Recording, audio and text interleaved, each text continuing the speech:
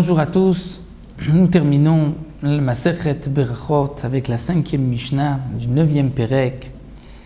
La Mishnah nous enseigne Chayav Adam levarech ala ra'a keshem shu mevarech ala tova. Un homme doit dire une beracha même lorsqu'il lui arrive un malheur, même lorsqu'il lui arrive le décès d'un proche, keshem shu mevarech ala tova, comme on dit une beracha lorsque Akadosh Baruch Hu nous apporte, nous envoie du bien, de la même manière que pour une simcha on dit shechianu ou atova metiv, et on le dit aussi avec joie.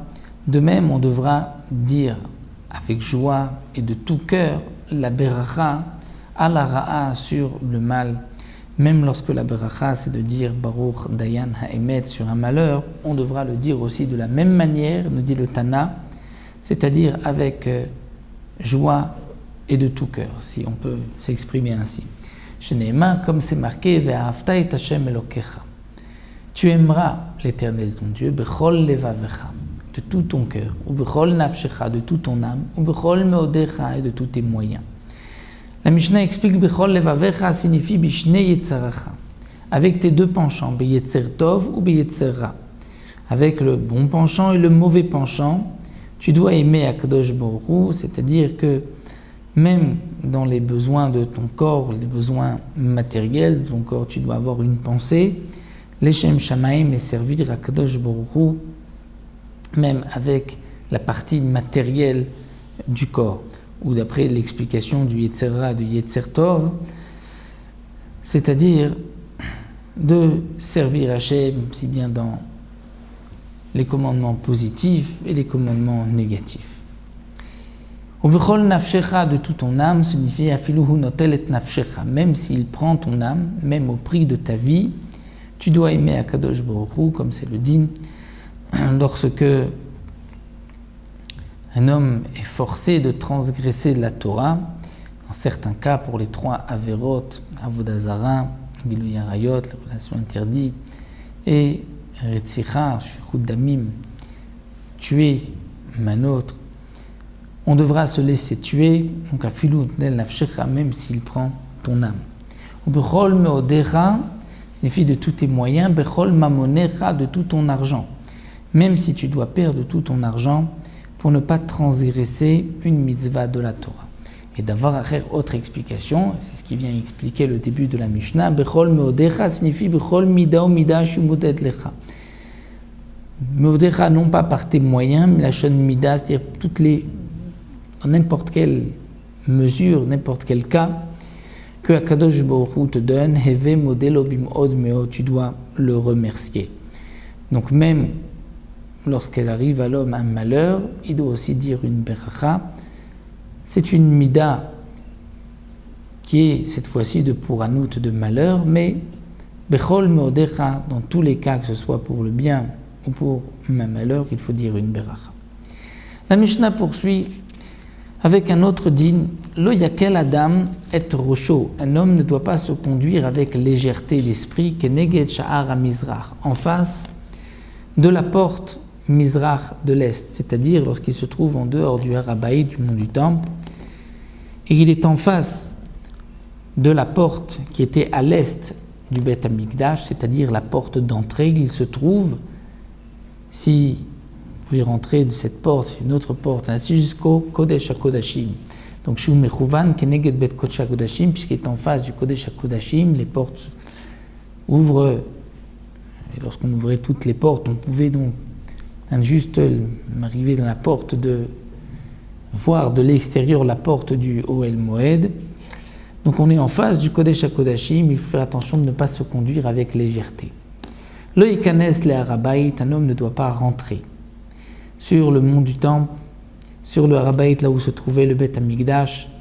Et Har HaBayit, c'est même une partie autour du Beth Amikdash, comme c'est bien défini dans Masechet Midot, dans le Seder Kodashim.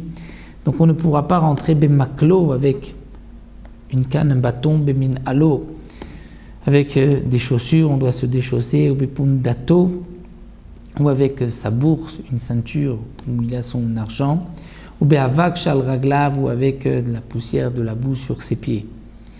De même, lo ya'asenu kampandaria. On ne pourra pas faire de cet endroit, kampandaria, c'est-à-dire un raccourci, puisqu'il faut se conduire dans cet endroit, dans le Harabait, avec ira, avec crainte, puisque la Shrina se trouvait au Beth Amikdash.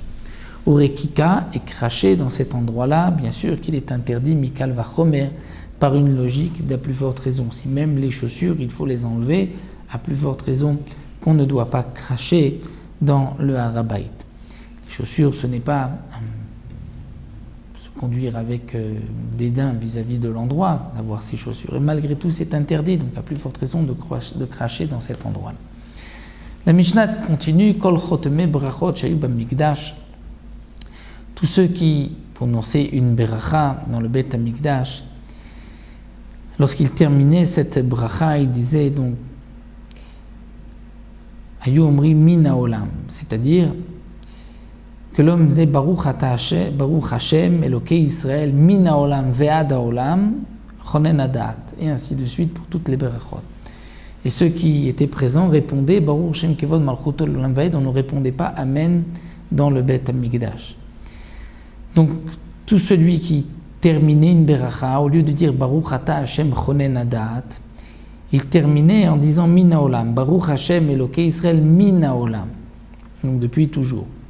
Mishikelkelu, un minim, lorsque par la suite les minimes, les gens qui étaient athées, qui ne croyaient pas en la résurrection des morts, les minimes, si vous mettez ou qui ne croient pas dans tous les articles de foi, principes de Emouna, alors ils ont institué, qui eux disaient Vamru en olam el haechad, il n'y a qu'un seul monde, c'est pour cela qu'on dit Min haolam, un seul monde. Alors Itkinu, on a institué chez Omri Min haolam vad haolam, dire depuis toujours jusqu'à jamais, qui fait allusion aux deux mondes, au monde futur aussi, et donc à la résurrection des morts. Vitkinu, les Chramim aussi, à l'époque de Ezra, ont aussi institué chez Adam Shoel et Shlom Chavero B'Hashem, on peut saluer son prochain en prononçant le nom d'Hashem, et ce n'est pas négliger l'honneur d'Akadosh Baruch Hu, puisque on l'apprend d'un pasouk, Akadosh Baruch Hu nous laisse prononcer son nom pour bénir, pour saluer notre prochain. Chez Nema, comme c'est marqué à propos de Boaz, Vine Boaz ba mi Bethléem, il venait de Bethléem, Vayomer la kotzrim Hashem imachem. Il les a salués en disant Akadosh Baruch Hu est avec vous, Vayom où l'on dit Vacha Hashem, qu'Hashem te bénisse. Nous avons un autre pasouk, Vayomer Hashem imecha gibor achail. Akadosh Baruch Hu est avec toi, homme fort. C'est ce qui a été dit, le malach à Gidon. Et comme le Barthénora l'explique au nom de la Gemara, on aurait pu croire que Boaz, lorsqu'il a dit Hashem imachem, c'était de sa propre initiative, mais ça ne veut pas dire que c'est permis. Donc on voit que le malach aussi s'est adressé ainsi à Gidon. On aurait pu dire aussi que le malach n'a pas salué Gidon, mais il l'a béni, il lui a dit, par un commandement d'Hachem, il lui a dit Dieu est avec toi. Alors on rapporte un autre pasouk, Vomer al tavuz kizakna imecha, c'est-à-dire ne néglige pas la conduite de Boaz en disant qu'il a agi ainsi, mais apprends des anciens de notre peuple, ils ont sur qui s'appuyer, Vomer, comme c'est marqué, et la sot l'Hachem efaru toratecha. Lorsqu'arrive un moment particulier, la Hasot, pour faire l'Hachem en l'honneur d'Hachem, et Faru Toratecha, on peut même effacer quelque chose qui paraîtrait interdit d'après la Torah, prononcer le nom d'Hachem pour saluer son prochain. Donc de ce passouk, on apprend qu'on a le droit. Et Rabbi Nathan explique, dit le passouk, on est d'Oresh ainsi, Heferu Toratecha et la Hasot l'Hachem.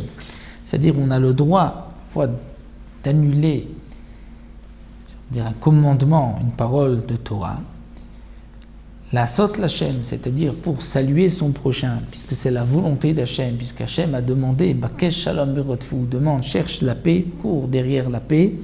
Donc la Torah nous permet de transgresser quelque chose qui paraît être assourd, bien sûr, transgresser une interdiction explicite de la Torah, là où on ne peut pas, mais pour quelque chose qui nous paraîtrait interdit, comme prononcer le nom d'Hachem pour bénir son prochain, de ce passouk nous apprenons que nous avons le droit. Nous avons terminé Masechet Brachot, c'est-à-dire Masechet Brachot. Hachem, on poursuivra avec les autres Masertot. Baruch Adonai, l'olam, amen, amen.